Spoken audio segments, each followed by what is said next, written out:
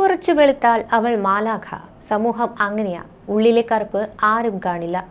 അച്ഛൻ, അമ്മ, അന്നം ഇതൊന്നും അറിയാത്തവർ ഒരമ്മയായി ജീവിക്കുന്നത് ദൈവത്തിന് പോലും ഇഷ്ടമല്ല. അങ്ങനെയുള്ളവർ ഒരു മുഴം കയറിൽ തൂങ്ങിയാടിയ ചരിത്രമേ ഉള്ളൂ. സുഖമുള്ള ജീവിതം കിട്ടുമ്പോൾ അവിടെ കുഴിക്കരുത്.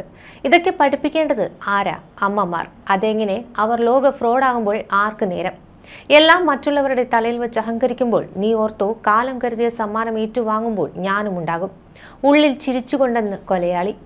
കണ്ണൂരിൽ കോളിത്തട്ടിൽ ഭർത്തൃവീട്ടിലെ പീഡനം സഹിക്കവയ്യാതെ ജീവനൊടുക്കിയ സ്നേഹയെ അപമാനിച്ച് ഭർത്താവ് ജിനീഷ് കുറിച്ചതാണ് ഈ വാക്കുകൾ.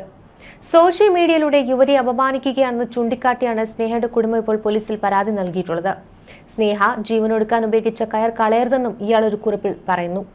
സ്നേഹയുടെ അമ്മയെ മോശക്കാരിയാക്കി ചിത്രീകരിക്കുന്ന കുറിപ്പുകളും ജിനീഷ് സ്റ്റാറ്റസിൽ പങ്കുവച്ചിട്ടുണ്ട്.